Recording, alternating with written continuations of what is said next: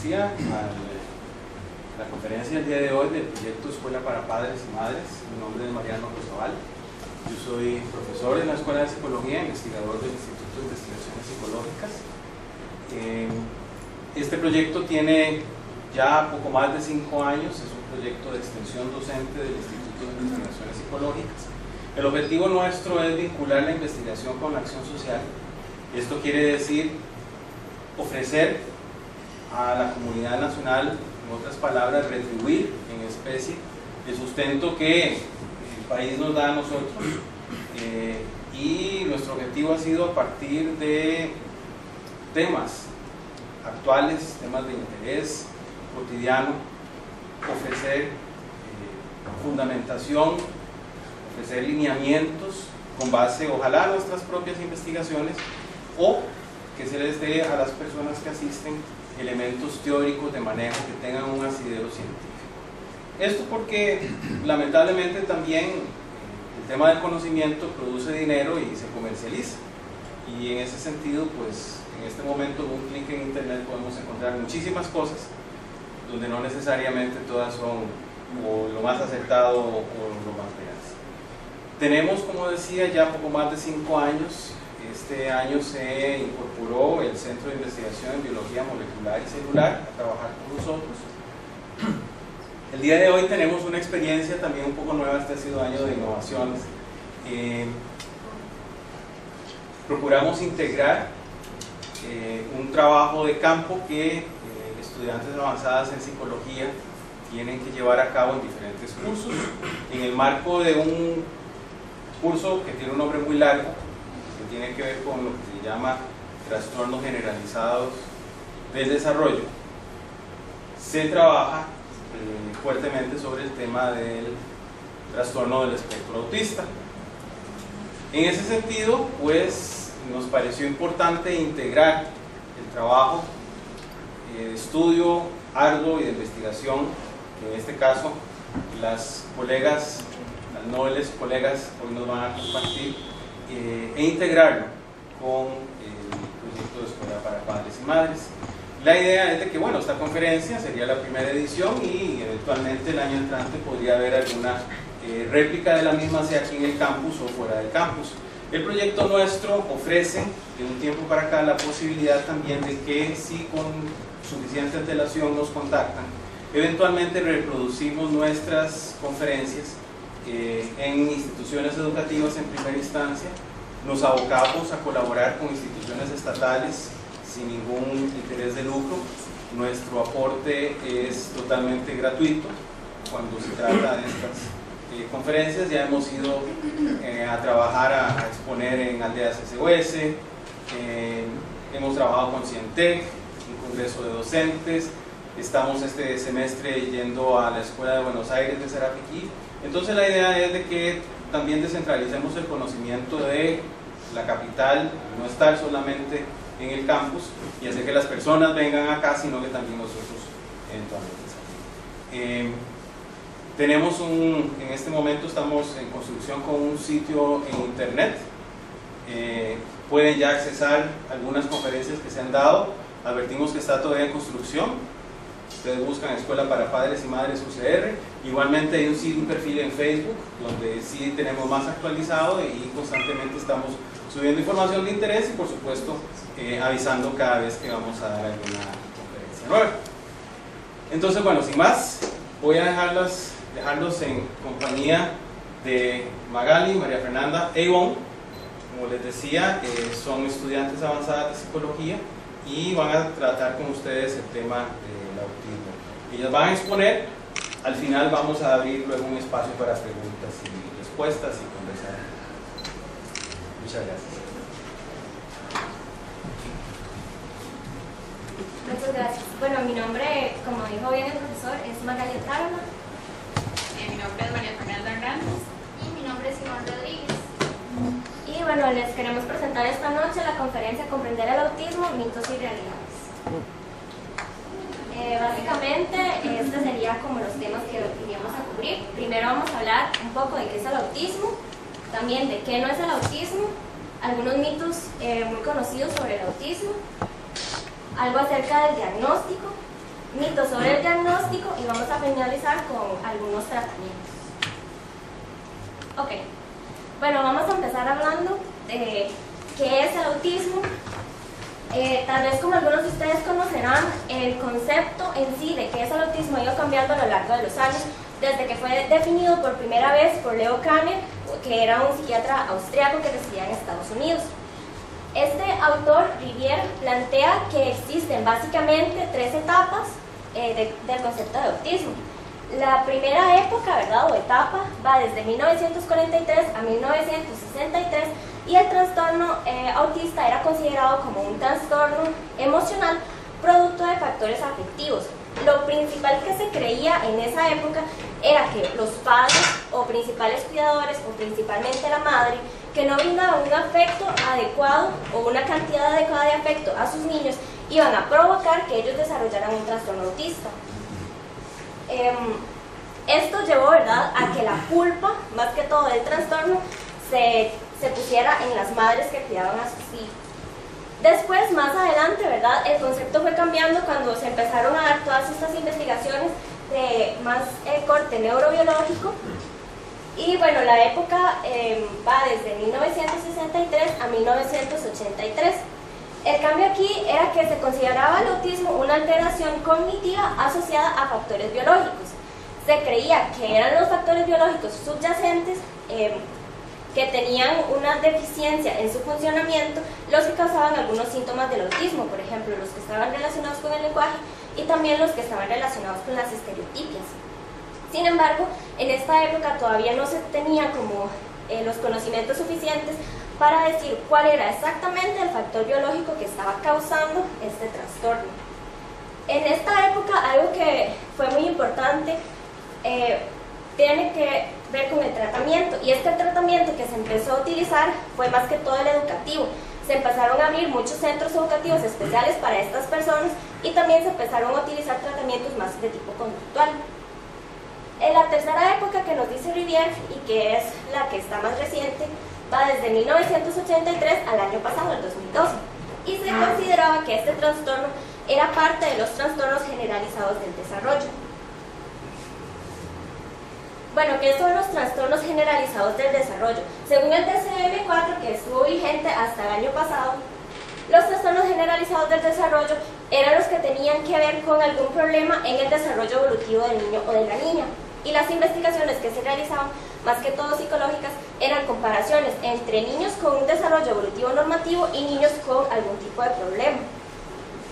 Bueno, según el DSM, estos 5 trastornos eran los que formaban parte de los trastornos generalizados del desarrollo.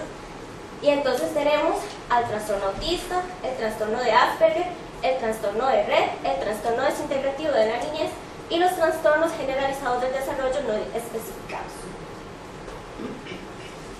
Bueno, hablando un poco de las características que definen a este trastorno, generalmente en muchos de los manuales diagnósticos, de los que vamos a hablar más adelante, se toman en cuenta 3 dimensiones básicas. La primera dimensión es que se da un trastorno cualitativo en las relaciones sociales. ¿Qué quiere decir esto? Tal vez ustedes han escuchado que los niños o niñas con autismo tienen como serios problemas o dificultades para establecer relaciones con los demás. O si no, una vez que ya las han establecido, tienen dificultades para mantenerlas. También tienen muchas dificultades, por ejemplo, para iniciar por ellos mismos, ¿verdad?, algún tipo de intercambio, algún compartimiento de intereses, algo que sea como compartir placer. La segunda dimensión principal es que hay alteraciones en el lenguaje y la comunicación. Algo que es muy llamativo de este trastorno es que, bueno, estos niños o niñas a veces adquieren el lenguaje muchísimo más retrasado, ¿verdad?, o tienen más dificultades para adquirirlo que los niños con desarrollo normativo. También presentan algunas repeticiones en el lenguaje que son conocidas como ecolalias, o utilizan más bien repetitivamente algunas frases que son muy características de la persona en sí. Bueno, y la tercera dimensión sería la falta de flexibilidad mental y comportamental, que eso está muy relacionado con la fijación excesiva a las rutinas, el mantenimiento de rutinas, ¿verdad? También con gustos muy fijos por un objeto o por alguna cosa en específico. Y también tiene que ver con las estereotipas motoras, por ejemplo, bueno, movimiento excesivo de dedos o también movimientos más complejos en todo el cuerpo. Ahora, algo que es muy importante es que, aunque nosotros hablemos de estos síntomas, ¿verdad? En cada niño o niña con autismo los síntomas van a tener una presentación diferente. Nunca va a haber un niño o niña que sea igual, ¿verdad? Entonces tenemos que tener mucho eso en cuenta. Ok, bueno, ya vimos un poco qué es el autismo. Ahora, ¿qué no es el autismo? Bueno, el problema con este trastorno es que todavía, a pesar de todos esos años de investigación, no se ha podido establecer cuál es la causa. A raíz de esto hay una abundancia de teorías, ¿verdad?, explicativas, unas que son bastante conocidas, por ejemplo, la teoría de la mente, y que ya tiene sus años, otras que son muchísimo más nuevas y que vamos a ver más adelante. Por ejemplo, se ha dicho que hay problemas relacionados con la inducción al parto que pueden provocar autismo. También se ha dicho que las vacunas causan autismo. Todas estas teorías, ¿verdad?, algunas fundadas, otras no, lo que han hecho es una propagación de mitos y creencias falsas, que al final, ¿verdad?, llegan a afectar a las personas que padecen de este trastorno. Entonces veamos algunos mitos. Nosotros escogimos como algunos mitos que tal vez les sonarán muy conocidos, y lo que queremos aquí es hablar de la realidad de estos mitos. El primero dice: las personas con autismo no se comunican ni se relacionan. Bueno, como les he venido explicando un poco, sí hay problemas en esos ámbitos, pero eso no quiere decir que del todo no busquen ni relacionarse ni comunicarse. De hecho, hay niños con autismo muy famosos, ¿verdad?, que se han logrado comunicar por métodos alternativos. Por ejemplo, el uso de computadoras o de tablets o de algún método tecnológico, ¿verdad? También ellos a veces intentan no comunicarse tanto verbalmente, sino más gestualmente con sus familias.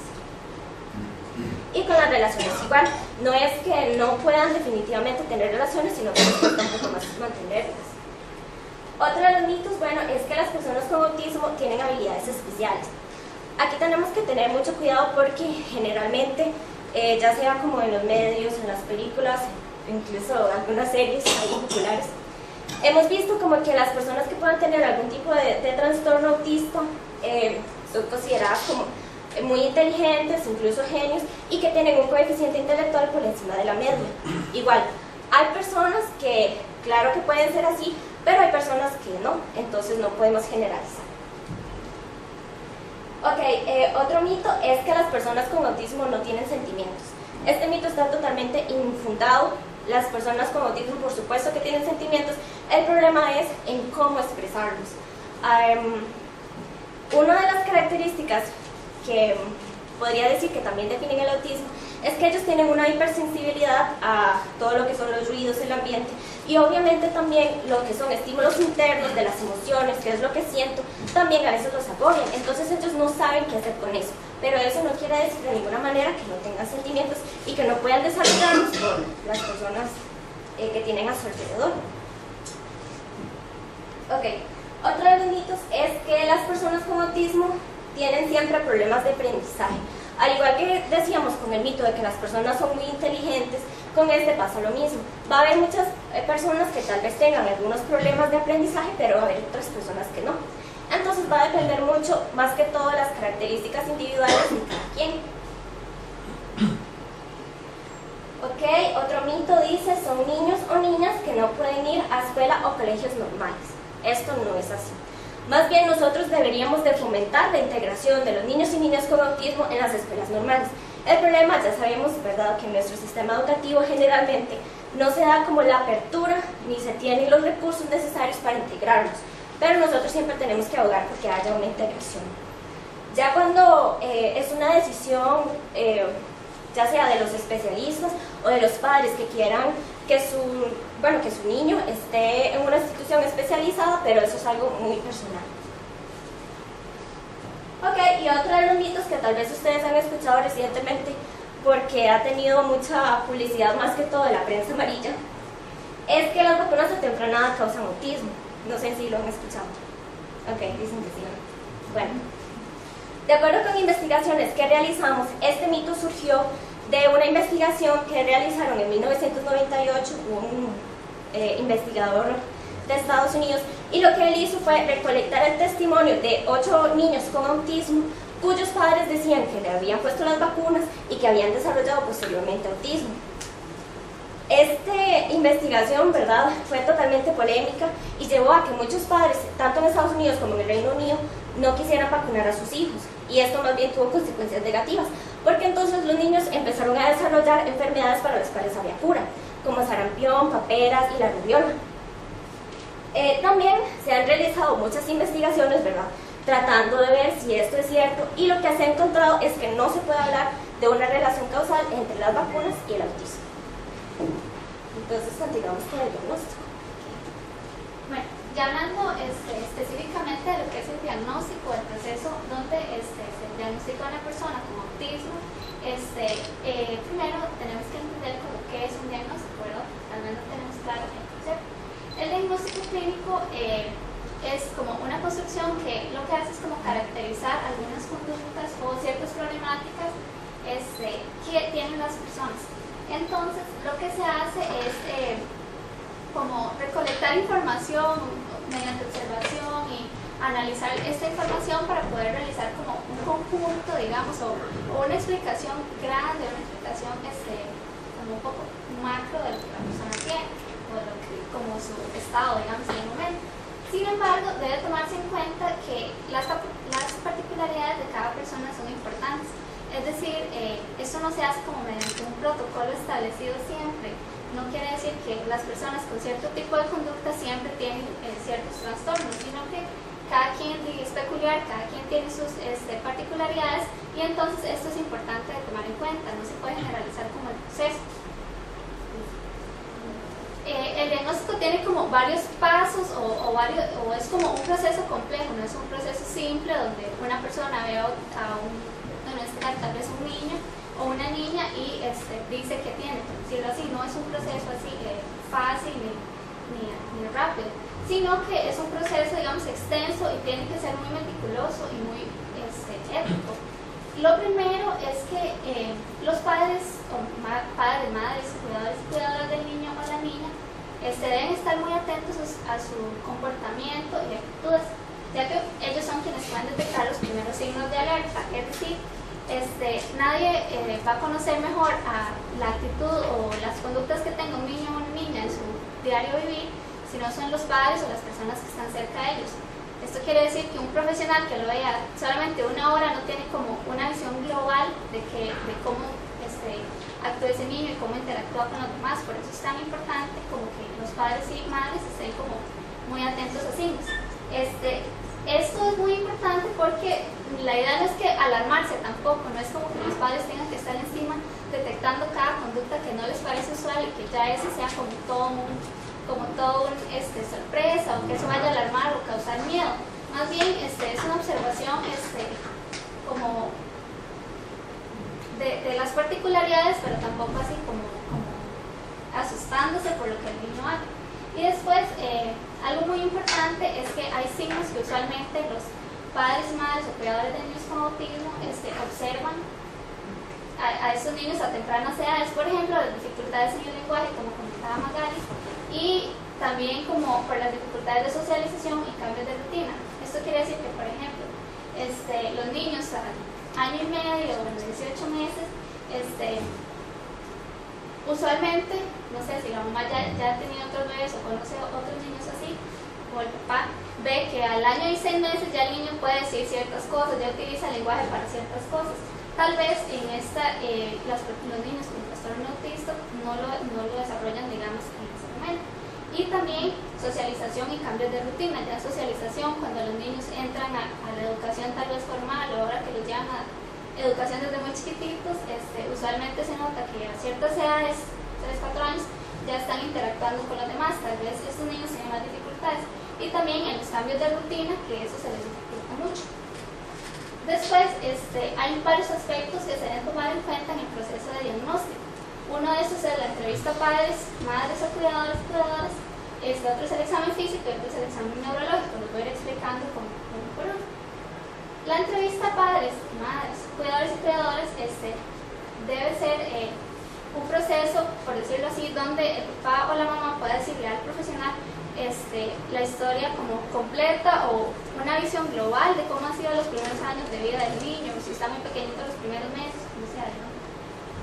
Primero, se puede hablar un poco de antecedentes personales del niño, como la etapa de gestación, del parto y etapa perinatal. Tal vez decimos, pero ¿por qué esto? Si ya tal vez no tiene mucho que ver, o el embarazo no es tan trascendental, pero en realidad sí, es muy importante e incluso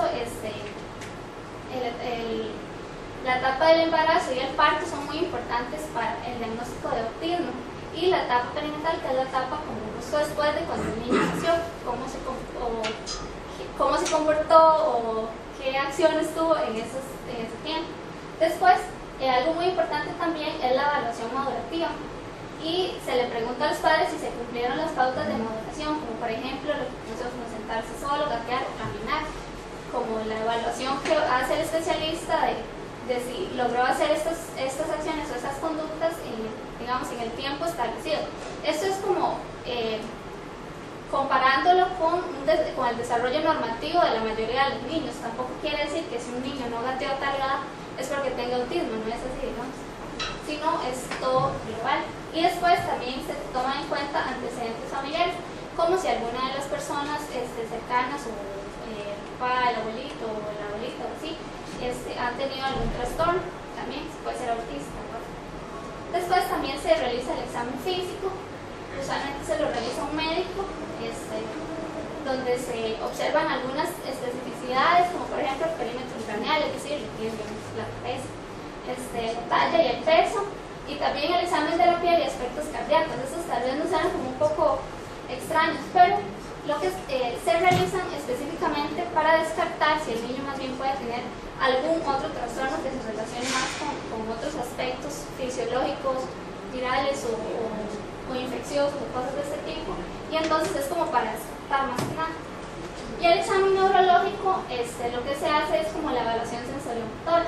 Ahí el especialista puede ver si el niño, sus sentidos, todos sus sentidos, los 5 sentidos, están respondiendo adecuadamente y si motoramente, o sea, si sus movimientos o si sus reacciones tienen que ver como con lo que capta. Ahí, bueno, también va la audición, la visión, por ejemplo, y la respuesta táctil, que es como que los niños con autismo usualmente, si alguien se les acerca mucho, abruptamente los toca, tienen como la tendencia a alejarse o a saltar o a brincar como con miedo, o eso parece, y en realidad es como una respuesta a carácter sensorial de físico muy fuerte. Entonces, con lo que a nosotros nos parece algo muy, no nos asusta, no nos da miedo, para ellos es como un impacto muy fuerte, entonces tienden a hacer hacia atrás, digamos. Después, el diagnóstico clínico, ya específicamente el que desarrolla un especialista, se basa en clasificaciones establecidas internacionalmente. Antes Magali nos habló del DSM-4, bueno, ya ahora está el DSM-5, que es el manual diagnóstico y estadístico de los trastornos mentales, quinta edición. Este es el manual que utiliza la Asociación Estadounidense de Psiquiatría, y el CIA-10, que es la Clasificación Internacional de Enfermedades, que es el que utiliza la Organización Mundial de la Salud. En general, en los aspectos, digamos, como en instituciones como la Caja, se utiliza el CIA-10, porque es como el que tiene la Organización Mundial de la Salud, ¿verdad? Entonces la Caja utiliza eso, pero también porque es como todas las enfermedades. El DSM se especifica más en enfermedades mentales. Y bueno, un manual diagnóstico es como un libro, es un libro así, que contiene clasificaciones de los trastornos mentales y proporciona descripciones de las características de las personas con ciertos trastornos. Esto más que nada se utiliza para que los diferentes profesionales puedan como hablarse entre sí y tener claridad de qué está hablando uno cuando dice autismo, por decirlo así, qué está hablando cuando dice autismo de alto funcionamiento o lo que diga, digamos, es como para ponerse de acuerdo entre profesionales. Y son establecidas internacionalmente, en Costa Rica se usan también y se usan en muchos países. Algo muy importante que también se ha dado es que no ha habido cambios en el diagnóstico. A veces preguntamos por qué es autismo, por qué es Asperger, qué es el espectro autista, no tenemos claridad de por qué se utilizan como estos diferentes términos. En realidad, como Magali nos comentó, el autismo antes estaba en los trastornos generalizados del desarrollo, o así se conceptualizaba en el DSM-4, pero pasa a estar en el trastorno del espectro autista. Tal vez nos preguntamos un poco qué es como el espectro autista. El espectro autista es como imaginarnos un continuo, por eso puse esa línea ahí un poco, porque quiere decir que ahora no se ve el autismo o los trastornos del autismo o del espectro autista como polaridades. No vemos el Asperger por un lado y el autismo por otro lado, vemos todo un continuum. Entonces la persona se diagnostica o se caracteriza según el nivel de afectación y severidad que tenga, digamos, del autismo. Entonces puede estar tanto acá como un poquito más allá, como un poquito más allá, pero no lo estamos viendo como en polos, no es este o este, puede estar en el continuo, ¿verdad? Y la idea no es como decir, bueno, tiene autismo de bajo funcionamiento o de alto funcionamiento, sino más bien es explicar qué dificultades tiene la persona específicamente según su nivel de afectación y cómo podemos ayudarla, ¿verdad? Después hay criterios para diagnosticar el autismo que son del DSM-5. El primero son déficits persistentes en la comunicación e interacción social en diversos contextos, y estos no pueden ser atribuibles al proceso general del desarrollo. Entonces, digamos, en diversos contextos nos referimos a que, por ejemplo, un niño llega a la educación formal y tal vez le cuesta un poco exponer o no es el alma de la fiesta con sus compañeritos, pero es solamente en la escuela. Esto no está, digamos, como englobando la interacción social en diversos contextos, sino se está especificando en un área, tal vez que la pena específicamente ahí. Pero si en su casa, digamos, se desarrolla normalmente y tiene como interacción bien con las personas en otros ámbitos, pues no está afectando tanto. Después, patrones de comportamiento, intereses y actividades restringidas y repetitivas. Como les explicó Magali también, usualmente hay como mucha dificultad en cambiar de interés. Eso quiere decir que puede ser niños enfocados en algo muy específico, pero como con mucha intensidad. Entonces les gusta algo y eso les gusta mucho. Después los síntomas se presentan en la primera infancia, eso quiere decir entre los 0 y los 6 años, ahí es usualmente cuando se observa. Y después la conjunción de todos estos síntomas limita la capacidad de funcionamiento de la vida cotidiana. Eso quiere decir que todas estas cosas repercuten en la vida del niño y lo hacen sentir mal o no permiten que se desarrolle adecuadamente, o el niño no está interactuando bien, y eso le causa, digamos, consecuencias negativas a su vida.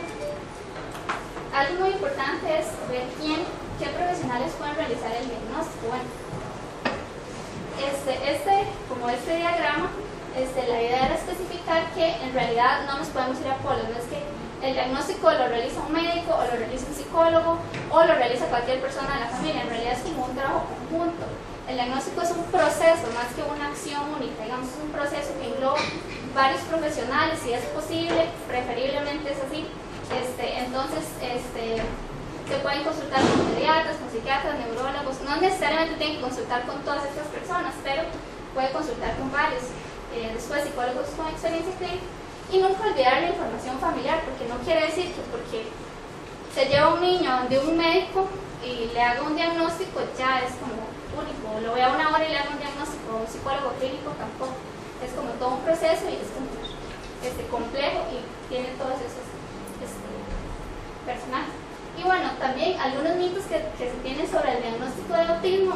Un mito, por ejemplo, es que cualquier persona puede realizar el diagnóstico de autismo. A veces usualmente se ha como simplificado o las personas utilizan dentro de su lenguaje como que ven a un niño, no sé, con algunas características ahí peculiares o que le parecen así extrañas, y si ese niño tiene autismo, y alertan a la familia. Entonces pueden ser los mismos educadores, pueden ser otras mamás, papás, puede ser cualquier persona, y esto no se puede decir a la ligera, ¿no? Cualquier persona no puede realizar un diagnóstico de autismo. En realidad es un proceso grande, es un proceso importante, que se realiza con mucha ética profesional, y es un proceso complejo.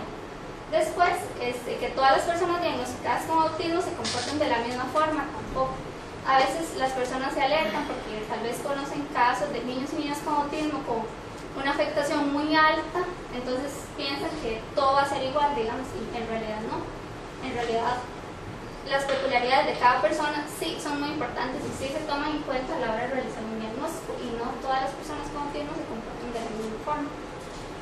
Después, que la realización de un test es suficiente para detectar el autismo. Ese también es un gran mito, porque por ejemplo, a veces los profesionales caen en errores, porque son errores grandes, de pensar que con un test, que es un buen test, que es un test que tiene confiabilidad de validez alta, van y pasan un test y ya, si salió de tal puntaje, tiene autismo, y eso no es así. Con solo realizar un test no se puede diagnosticar, por eso hay que tener mucho ojo como papá y como mamá. Si se lleva un niño o niña a un profesional y hace un diagnóstico muy a la ligera, es ahí donde tenemos que decir, alto, esto no es tan fácil. Y después, por último, que el objetivo del diagnóstico es poner etiquetas. En realidad, como nos hemos dado cuenta, si decimos una persona con autismo, sí estamos diciendo una especificidad de la persona, sí le estamos dando un nombre a las características comportamentales de la persona, pero ese no puede ser el objetivo, digamos, del diagnóstico ni de la propia terapia. El diagnóstico no puede terminar en poner una etiqueta, no puede terminar en decirle al niño, su niño tiene autismo, no puede terminar ahí. Ese es más bien como el punto de partida. Ese es como un método que se utiliza para de ahí partir a ver cómo se puede ayudar al niño o niña a encontrar formas, métodos de mejorar su vida, mejorar su calidad de vida. Entonces es ahí donde empieza el trabajo también para los padres, para las madres, para el profesional o la profesional que esté cerca del núcleo familiar. Entonces es ahí donde empieza el trabajo para poder ayudar al niño en el proceso siguiente, que es no digamos adaptación, la mejoría de sus características personales y de su forma de desarrollarse con los demás y las reglas. Bueno, una vez que ya vimos qué es, qué no es el autismo, cómo se realiza el diagnóstico y todos los cuidados que tenemos que tener en este sentido a la hora de establecer un diagnóstico y poner una etiqueta, digamos, a una persona, nos preguntamos qué es lo que sigue. Lo que sigue es el tratamiento, qué se va a hacer para ayudar a ese chico o a esa chica. Lo primordial aquí es tener en cuenta que pese a todas las investigaciones que se han realizado a lo largo del tiempo, no se ha encontrado o no se ha tenido un tratamiento estandarizado, es decir, no hay un solo tratamiento que se aplique a todos los chicos o chicas con autismo y que se sigan las mismas pautas siempre. Sin embargo, se han venido desarrollando diferentes metodologías que se van a ir adecuando de acuerdo a las características propias de la persona.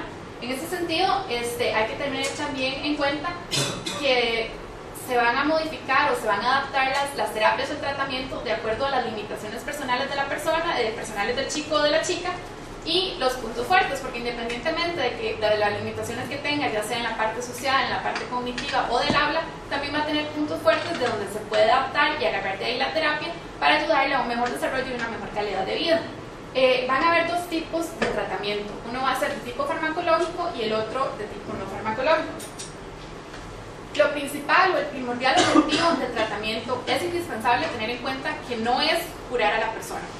Una vez que se sabe que el chico o la chica tiene autismo, ese trastorno va a acompañar a la persona durante toda su vida.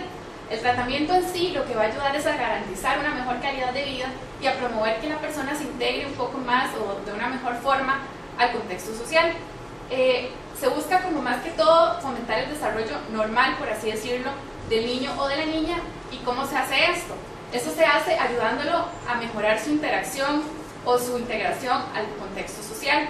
Se le ayuda también a reducir un poco lo que son las conductas arraigadas o rígidas y estereotipadas, como mencionaban las compañeras, que tiene que ver con los movimientos como muy repetitivos o conductas repetitivas.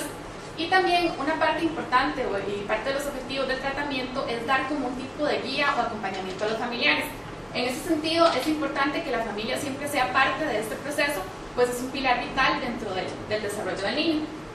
Y es importante que ellos conozcan también a través del trabajo que se realice con el niño qué acciones pueden tomar, qué medidas deben de seguir en este caso. La pregunta siguiente sería, ¿cuál es el mejor tratamiento?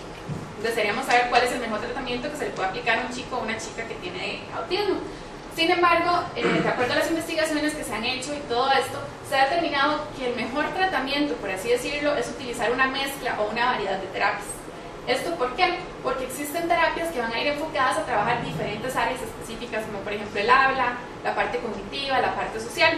Entonces lo ideal es como seleccionar aquellas terapias o aquellos tratamientos que se van a adaptar mejor a las necesidades propias de cada chico o de cada chica, teniendo en cuenta que van a tener factores internos propios y factores externos que van a mediar dentro de ese desarrollo, que obviamente no van a ser los mismos de un chico a otro. Entrando un poco en lo que es el tratamiento farmacológico. Ok, lo primero a saber acá es que no hay un medicamento específico que se utilice para tratar el autismo. Lo que se utiliza es una serie de medicamentos como antidepresivos, antipsicóticos o ansiolíticos para manejar propiamente cada uno de los síntomas independientes que se pueden presentar en los chicos o en las chicas. A la hora de medicar, pues cada uno de los fármacos que se utilizan no van a tener los mismos efectos en las personas. Entonces es importante que se lleve a cabo un control constante con el médico para que éste pueda evaluar si los efectos que está teniendo el chico o la chica son realmente los que se quieren o más bien son adversos y se necesita ya sea retirar o cambiar el medicamento. Un poquito de cuáles son los medicamentos que se utilizan. Bueno, se utilizan los inhibidores selectivos de recaptación de serotonina. Estos son pertenecientes al grupo de los antidepresivos. ¿Para qué se utilizan? Bueno, estos se utilizan para disminuir un poco la irritabilidad que perciben ellos, controlar un poco lo que llamamos pataletas o berrinches que pueden presentarse en algunos casos, reducir un poco el comportamiento agresivo y también mejorar el contacto visual, que es algo que se les dificulta a ellos cuando interactúan con otra persona. Por otra parte, se utilizan los antidepresivos tricíclicos. Esos antidepresivos se utilizan más que todo para reducir lo que tiene que ver con síntomas depresivos en algunos casos que se pueden presentar, también para controlar o mejorar un poco lo que tiene que ver con comportamientos obsesivo-compulsivos. Se pueden medicar también psicoactivos o antipsicóticos. Esto se utiliza para disminuir un poco la hiperactividad, también reducir lo que tiene que ver con comportamientos estereotipados, como les mencionaba anteriormente, y trabajar un poco los síntomas de aislamiento, que es algo como muy frecuente o característico de estos chicos, y disminuir la agresión. Se pueden trabajar también los estimulantes, que lo que hacen es aumentar un poco la concentración del chico en sus actividades y disminuir la hiperactividad. Y finalmente se puede también recetar o medicar ansiolíticos, que lo que hacen es disminuir lo que tiene que ver con ansiedad y el pánico que pueden percibir ellos. Esto va muy en función de que ellos tienen como una alta percepción a los estímulos. Es decir, ellos lo que tiene que ver con los sonidos, todo lo integran y lo reciben como al mismo tiempo. Entonces, en este caso, por ejemplo, ahorita ellos van a estar escuchando lo que tiene que ver el sonido que emite el aire, cualquier lapicero que estemos moviendo, todo esto los va a afectar y les va a provocar como un cierto pánico, los angustia. Ok, el tratamiento no farmacológico. El tratamiento no farmacológico se va a dar más que todo como en 3 ejes o en 3 metodologías. Se va a buscar la parte conductual, teorías del desarrollo y también enseñanza estructurada. Las metodologías que se van a utilizar van a ser de tipo conductual y pedagógico. Es muy importante acá, como les mencionaba al principio, que también se dé el acompañamiento familiar como un pilar fundamental dentro de la terapia. Ok, en intervenciones de tipo conductual, una de las más conocidas, o las más utilizadas, es ABA, por sus siglas en inglés, que quiere decir Análisis Conductual Aplicado. Esta teoría lo que hace es utilizar más que todo los principios fundamentales de la teoría del aprendizaje para mejorar lo que tiene que ver con las conductas de los chicos, enseñarles como un poco más de cuáles serían las conductas como más socialmente aceptadas y mejorar las habilidades a la hora de relacionarse con otras personas. En cuanto a las intervenciones en el desarrollo, bueno, este tipo de intervenciones están centradas más que todo en procesos del desarrollo que subyacen a síntomas concretos. Una de las que se utiliza es el DIR, por sus siglas en inglés también. Es un modelo basado en el desarrollo, en las diferencias individuales y en las relaciones. Una de las técnicas que se utiliza en este tipo de intervención es el floor time o tiempo de suelo, que lo que hace es como movilizar un poco la expresión del chico y la intención, digamos, de los niños para facilitarles como el progreso en 6 etapas diferentes. Esas etapas van a ser la autorregulación, la intimidad, la comunicación bidireccional, la comunicación compleja, las ideas afectivas y los pensamientos afectivos. Esto más que todo centrado en mejorar justamente las habilidades sociales, la interacción y el vínculo con otras personas, que es parte como fundamental de este tipo de chicos. Otras de las intervenciones que se realizan en cuanto al desarrollo es TEACH, que es como la enseñanza estructurada. Acá lo que se hace es como promover lo que tiene que ver con la independencia funcional. Este tipo de técnicas se utiliza más que todo en chicos cuando ya están institucionalizados y ellos focalizan un poco más como la atención y se puede trabajar más con ellos. Se basa más que todo en comunicación visual a través de imágenes y símbolos que representan como conceptos o palabras para que se vayan como adaptando un poco más. Fuera de esto, otro tipo de intervenciones o técnicas que también se han utilizado sería la dieta libre de gluten y caseína. Esta lo que busca es como reducir el consumo de alimentos que tengan este tipo de componentes que están presentes en lo que son las harinas de trigo y los lácteos. Se ha encontrado que en algunos casos esto específicamente ha logrado efectos positivos en algunos chicos. Otra de las que se utiliza es la vitaminosis, que es suplir al chico como que tiene deficiencias de algún tipo de vitamina. Principalmente las que se utilizan son las del complejo B, que sería la B6 y la B12. Otra de las técnicas utilizadas acá sería la realidad virtual. Esto lo que hace es, a través del juego simulado, tratar de estimular al chico y presentarle como situaciones hipotéticas que tal vez pueda comprender un poco mejor y fomentar un poco lo que es la imaginación. Después, otras técnicas que se utilizan sería la musicoterapia, que es enfocada un poco como a estimular el vínculo entre el chico y la música a través de la estimulación sensorial. Lo mismo se realiza con lo que es la terapia asistida por animales, que se realiza con delfines, con caballos, con perros, por ejemplo, y es justamente estimular el vínculo del chico, la interacción, a través de un estímulo sensorial que no sea tan agresivo para él. Y para finalizar, es importante mencionar que independientemente del tipo de terapia que se seleccione o la mezcla de terapias que se vayan a utilizar para un chico determinado, es muy importante el acompañamiento familiar. Como les decía, es uno de los pilares vitales en ese sentido, ya que la familia es el eje central y están a la par del chico durante todo su proceso y su desarrollo, y por ende van a ser vitales en este proceso. Bueno, acá está un poco como el material de referencias consultadas para la exposición. Y acá tenemos las próximas conferencias.